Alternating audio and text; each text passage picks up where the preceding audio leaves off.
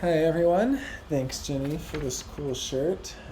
Very Dark Souls Solaire kind of character there, which I really like. I kind of stepped in it in Facebook on the Human Design Catalyst group. I was talking about initiating, and I kind of just it was a fifth line day. I got all jumbled in a bunch of. Actually, it was mostly sixth. It was fifth line turning to a sixth line, and so it turned from kind of an intense crisis to a more lackadaisical, mellow sort of mood. But in any case, it was a little tense because I've been developing this understanding. So a few good developments and changes in my understanding have kind of happened yesterday, and I track these for those who watch my typology stuff and know when I talk about introverted intuition and I talk about introverted intuition as tracking changes in worldview. So it's not that I have a completely fixed worldview, it's that I have a worldview that builds and builds and builds, and then sometimes something so calamitous or catastrophic from that old worldview comes along that completely destroys it. I mean, that's only happened once in my life. That was human design. But I think human design could do that because I went through all these preparatory experiences and these preparatory phases. That's why with my introverted intuition, I track my study of Jung, and study of personality typology, and study of a lot of different things, of different areas, kind of prepared me for human design. And I think a lot of people are prepared for human design from completely different avenues, or prepared for some sort of awakening experience is what it's really about. I was laughing because I was reading about UG Krishnamurti, and UG, not Jiddu, mind. He must have been across of consciousness. I don't remember, I don't recall, but I think he's like a 1-4 projector.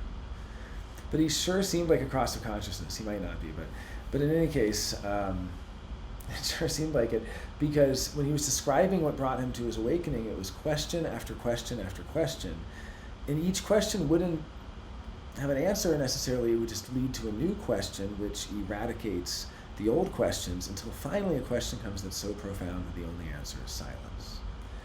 That's basically exactly how Ra describes the cross of consciousness. So unless Ra, read UG Krishnamurti and cribbed it from him, which I highly, highly doubt, because UG is so obscure, so obscure. It's just that UG was one of the few design principle, form principle people, UG had his calamity, his 8-day experience, which was basically a transformation or a rapid deconditioning of his entire system. And it is an experience that in the West would normally be considered madness, very much like Ra's encounter with the voice. So in any case, though, I really stepped in it on Facebook in that I was really, I'm starting to have these new worldviews and changes in my understandings. Right. That's how I got on this whole point about how we all go through preparatory experiences, we all go through changes of worldview, we all go through transformations and so on. And so Ra likes to joke. He says people say, "Will human design help me change?" And he likes to laugh at that and scoff and say there is no such thing as change. But there absolutely is an accumulation of life experience, of memory. This is me as base 2 talking. We accumulate things, we leave a residue, and this residue, this residual, is what base 2 is all about. That's status. That's how you get status. It's as a residual of families and of material accumulation and all of this stuff. It's all very base 2 stuff. And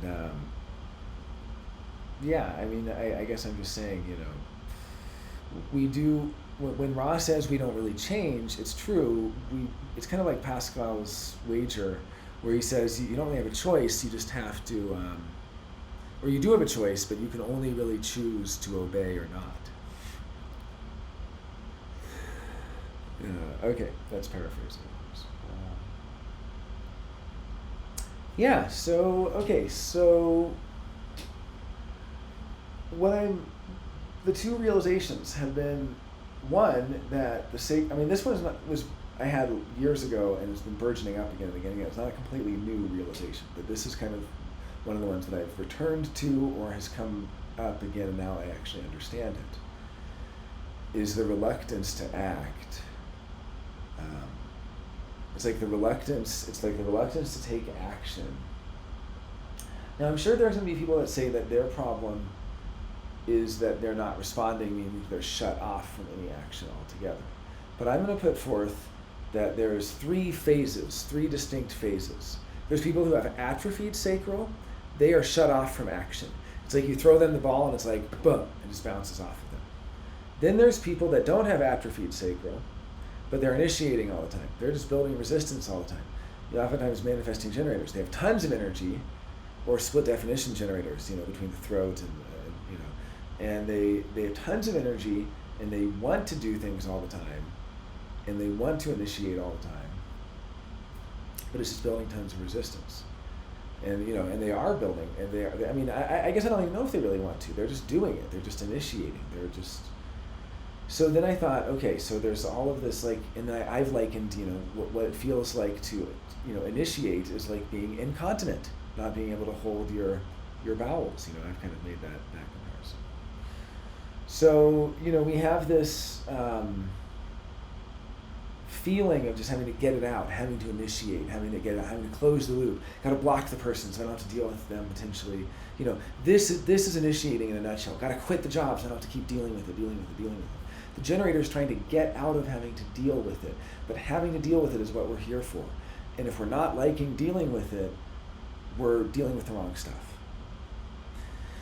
So again, these three phases: atrophied sacral, that's the generators that have gotten out of having to deal with it. Then we have the kind of functioning sacral. They're dealing with it. They're getting their satisfaction where they can. They're taking their frustration where they can. It's like a libido bank. You have like a dollar amount of libido, and that libido, the more satisfying, the more you increase libido. The more frustration, the more you spend your libido. And when you spend too much libido, you just hate your life, and there's nothing left, and everything's meaningless, right? But when you've done a lot of satisfying stuff, you have an almost endless libido. Doesn't mean you should be using it for sex. Doesn't mean you should be using it for whatever else it is people think, for making money, for the not self things that what they use libido for. But there's a million variations of that. Some people, it's going to be abstinence. That's the beauty of human design, is it's a science of differentiation. It really shows you how for some people sex is going to be the thing, for the others it's going to be abstinence. And it really just depends who you are. If you're split definition with gate 59, your whole life you've been chasing sex as the answer. If I have the orgasm, if I have the dispersion of energy, that's the answer. And of course it's not the answer. It can never be the answer. Your bridging gate is never going to be the answer, right? And if you're single or triple split and you have, undefined ego, you've always been chasing your whole life the fundamental question of threat, being threatened by others. And in some sense, internalizing that sense of threat and taking it upon yourself to amplify and mirror that threat back to them, bigger and more threatening. Because that's what the not-self does. It amplifies to the point of distortion. It's undefined egos who are amped up by defined ego that are doing all the bad ego stuff.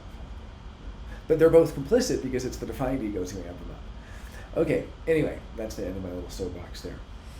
So you have these different phases of sacral level for generators, and I really should not talk about, part of the reason that I messed it up in Facebook was that I brought projectors into it, and so I really ended up having a lot of problems with projectors because of the comments I made about projectors in that thread, when really I was talking about a generator phenomenon. I was talking about the generator phenomenon of what it feels like to initiate as a generator.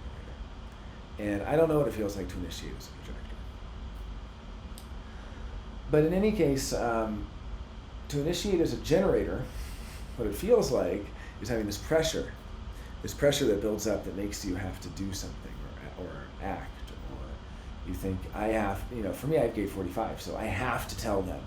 I have to tell you off. Or whatever. For someone who has a different gate, you could go through the different manifesting gates, and for the 12, they can just say, look, I'm just trying to explain, or something. They have a different version of it. And for 35, it's all about feelings. I feel like you're not appreciating the way that I feel about what happened back then. Because feeling is always about something that happened in the past. Since it's linked through the abstract circuitry to the past. Feelings are all about the past. All about the past. coming to clarity about the past, coming to clarity, processing, digesting, and so on. And of course, there's the 20, which just says, I am now. It doesn't even say it usually, but it can just say, I am now walking out the door. I'm leaving. I'm going. I'm heading there, I'm hitting the road. That's the manifestor. I quit. That's the 20. 20 is I quit. I am now quitting. 20 is the voice of I am, right? So you can see so there's 4 ways to initiate. There's I am, I quit, you suck, back off, whatever. Those are all gate 20. We have 45. I have to tell you this. You have to hear me. I have to do this. It's all the things you have. Or we've had enough. The people I'm speaking on behalf of have come together and we've agreed that we're not taking this anymore. All that stuff. And then you have gate 12. That was 45. This is 12 now. I'm just kind of going along with the body graph. And gate 12 will be trying to explain usually, or either being in the mood to explain or not. Like, I'm not in the mood. 12, I have 12. So 12 can be very articulate or it can be very monosyllabic. And I know when I say that line, if I'm not really feeling 100% in the mood, I'm not even in the mood to say monosyllabic. I'm kind of tired and exhausted about it. You can tell I'm sleepy right now. I've been burning the candle at both ends. And as a generator, that can be good, but I've also, it's like the more you live as a generator, the tighter the tolerances become, and the more you're punished for going against it, because you're operating in such a way that you're getting everything you need and it's all working exactly perfectly, but at like a challenging level of having to continuously make choices sacrally. And so it's beautiful, but then when you start making, like I made a non-sacral choice today, and then I was asked, well, wait, when I asked you it was a non-sacral choice, and you went, oh, you don't want to do it, but you did it anyway, you forced yourself. And I said, yeah, I forced myself because the alternative was a $35 Lyft ride, and that was also like, and also, because I have a buffer. There's a libido buffer. It takes my libido, but it doesn't take all my libido. But you can tell just from my demeanor and everything, I'm like, definitely, I'm tired today. This is me, like, lower level of energy and kind of not 100% in the mood with that 12. And then, of course, the final is the 36, where gate 36 is going to be the voice of feelings. So yeah, I just kind of, for me, a big part of sacral response, waiting to respond. Someone said authority is integral or is non-negotiable, and strategy is adaptable or changes or whatever. I don't believe that at all. Strategy is completely non-negotiable. It's in base. It's inscribed in the very fabric of the universe. It's if you get deep into base theory, you see strategy right there, not authority. Not authority, actually. You see strategy as the fundamental. Strategy. And you see it, and I'm not going to go into that now because I realized I have food cooking. That was the beep we heard. 1322. Yeah, okay, we're good. It's, what it's about is, the best way I can explain it as a generator is when I can wait to respond instead of initiating, it feels like letting this strong urge to do something pass. And once that strong urge to do something passes, I'm so contented with myself that I didn't act, and I have so much relief that I didn't take action during that time. If you've ever seen The Wire, spoiler for those who have not seen The Wire, season 2, Ziggy, there's a guy who's take all he can take and he won't take anymore. And he gets a gun and he goes into the place and shoots a bunch of people. And that's a generator initiating. That's the extreme dark side of an undefined ego generator initiating. And watching that movie hit so close, in that TV show, The Wire, is such an amazing TV show. It hits so close to home for everybody, whether or not you've experienced gun violence, whether or not you've witnessed gun violence, because, and I have witnessed gun violence, but because no matter what, you all relate to that. You relate to that feeling, or if you have undefined ego anyway. He has an undefined ego, the other guy probably had a defined ego. And so the defined ego was amping up the undefined ego and treating him like dirt and kind of demeaning and devaluing him and the undefined ego goes out to his car and gets the gun from the glove compartment. This is a story that plays out in the evening news every night, and it's tragic and it's heartbreaking. It's also probably someone with undefined solar plexus, and the other person has a defined solar plexus, and the one who's undefined gets it all amped up, and suddenly they're taking all this action based on that. 'Cause if you look at where the initiating is, it's in the solar plexus and the ego. The solar plexus and the ego. So anyway, waiting to respond for me is about not acting in those cases, and it's very much what Jung also developed and discovered with regards to the complexes. That it's the complexes where you act, and where you act as a puppet, as a marionette, and so on. It's the complexes where you're played, and abstaining from acting. So it almost goes back to Stoicism. But the thing is, like these things all have different understandings, because I know analytic philosophers who are into Stoicism or interested in it and so on, and have a very Stoic rationalist view in the world, that they don't get human design. So it's like they're like understandings of Stoic bearance and forbearance, or like they're similar to these things, but really it is its own practice. And a big part of it, as for a generator, is the practice of not acting in the moment. And then generators come to me and go, look, I've had the opposite problem. I have been too afraid to act, and if I see something and I get a sacral response and it pushes me to act on it, that's a beautiful thing. Well, you guys have atrophied sacrals, and so you're getting to the part where your sacral is functioning. Once it's functioning, you have to get to the part where you're waiting to respond with your functioning sacral. See what I'm saying? You wait to respond once your sacral is functioning. Like the example I used was playing piano. You go to a party, everyone's hanging out, drinking, laughing, having fun, there's a piano. What urge goes into people's mind to make them sit down and play that piano? If they're a manifestor, the urge is usually, if they thought about it, and if even the manifestor has a strategy, which should be to inform others first, hey guys, I'm going to play piano here in 20 minutes. And see what the feedback from the information is, or what impact that even the informing has. Because even informing can have impact. If you're a manifestor, the whole question for the manifestor is, who am I impacting? You ask a manifestor who they're impacting, they're like, nobody, just me. Then you're like, no, who are you really impacting? Like, no, just me. I'm not impacting anybody. And then you go and look, and they've impacted 200 people. So I mean, it's funny. It's a funny thing to be a manifestor. Okay, I smell the food cooking.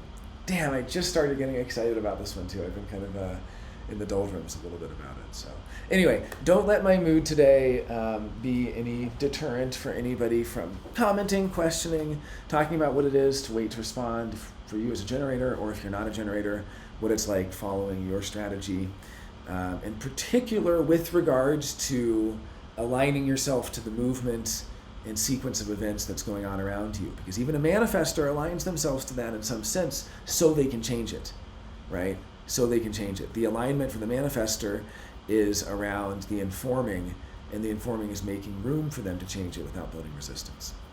All right, that's it for today.